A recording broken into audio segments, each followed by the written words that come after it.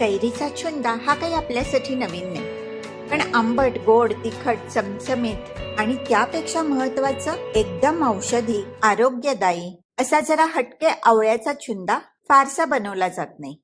आणि बर का, ह्या आत्ताच्या आवळ्याच्या सीझन मध्ये तुम्ही हा बनवून वर्षभर पण खाऊ शकता, ज्यामुळे तुमची तब्येत राहील एकदम ठणठणीत.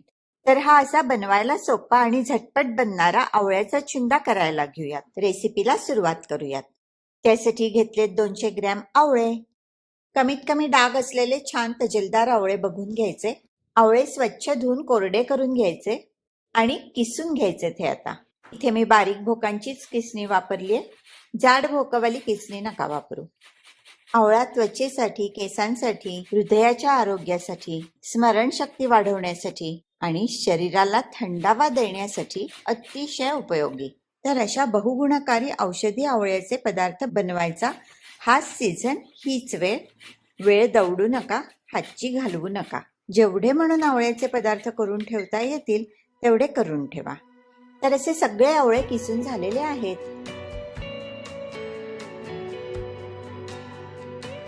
बघा, कीस पण किती छान तजेलदार दिसतंय ना.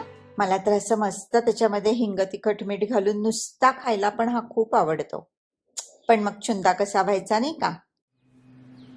आपल्याला लिंबाचा रस लागणार आहे. तर लिंबाचा जास्तीत जास्त रस मिळवण्यासाठी काय करायचं, याची क्लिप पूर्वी बनवली होती, ती बघूया. हे बघा, लिंबू असं चोळून घ्यायचं. हाताने जरा दाबून बघायचं मऊ झालंय ना, म्हणजे लिंबातला रस मोकळा होतो. लिंबू सहज पिळता येतं आणि त्यातनं भरपूर रस मिळतो. आणि लिंबू कापताना नेहमी आडवं लिंबू कापायचं. देठाच्या बाजूने लिंबू कधीही कापायचं नाही.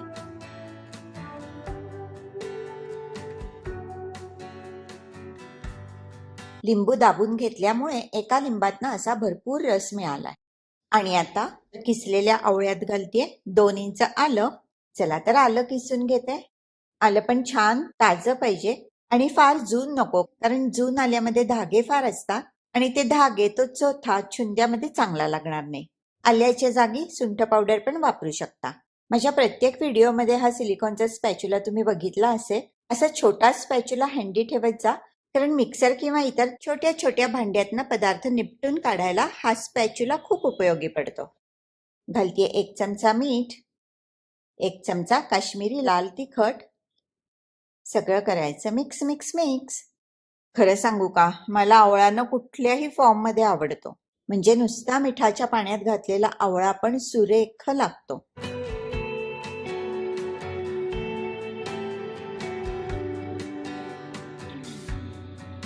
आवळ्याचं हे मिश्रण एखाद्या घट्ट झाकणाच्या डब्यात ठेवायचं.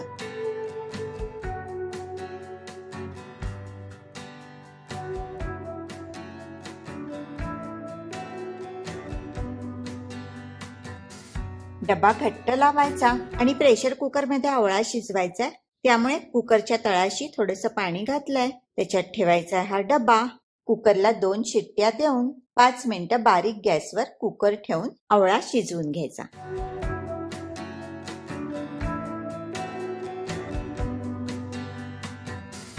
एखाद्या वेळेस डबा गरम असताना झाकण उघडत नाही, पण गार झाल्यावर झाकण उघडतं. वा वा, वाफवल्यावर पण त्याचा चटपटीतपणा दिसून येतोय. आणि हा बघा, मस्त आवळा शिजलाय, एकदम परफेक्ट पाहिजे तसा शिजलाय. ना शिजून मेंढ झालाय, ना फडफडीत राहिलाय.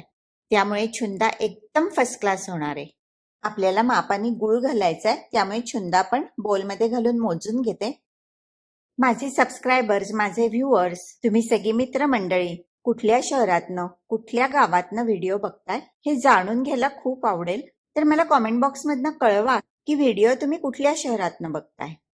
हे बघा, हा एक बोल अगदी शीग लावून भरलेला आहे. वजनाने आवळा आपण घेतला आता 200 ग्रॅम. गुळ जड असल्या कारणाने वजनी मापाने जरी 200 ग्रॅम घेतला असेल तरी बोलच्या मापाने हा पाऊण बोल भरलाय.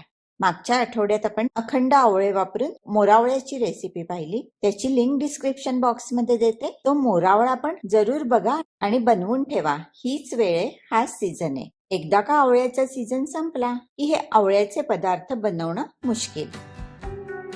घालायचे जिरा पावडर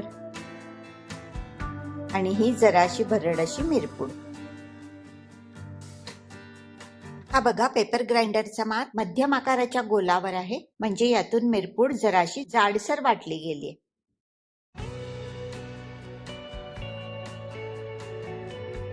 आणि आता हा लहान मोठा गॅस करत शिजवून घ्यायचा. पटकन शिजतो आणि पटकन आटतो. गुळ वितळला की गुळाचा रंग येतो छुंद्याला, थोडासा डार्क होतो छुंदा. त्यात पण मी ऑर्गॅनिक म्हणजे थोडासा जो काळसर गुळ असतो तो वापरलाय. तुम्ही कुठलाही गुळ किंवा अगदी साखर पण वापरू शकता.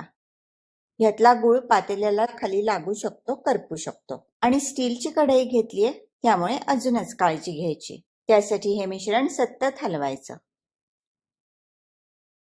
हे बघा, असं कढईच्या सेंटरला दाबलं की चमच्यामध्ये रस जमा होते ना, म्हणजे अजून हा थोडा आटायला पाहिजे. तर 1-2 मिनिटं आटवून घेऊयात.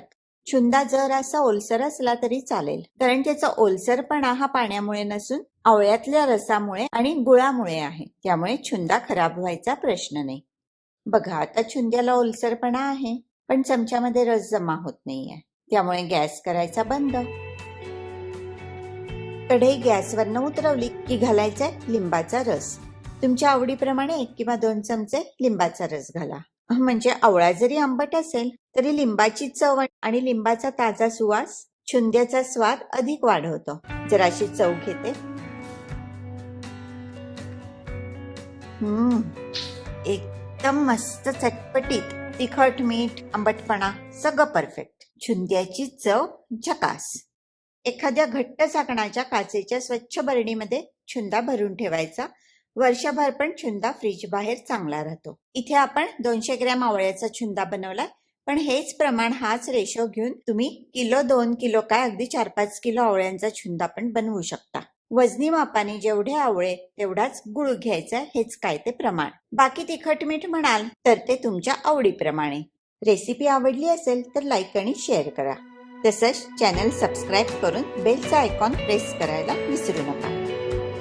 आणि असा आपला छुंदा तयार आहे. धन्यवाद.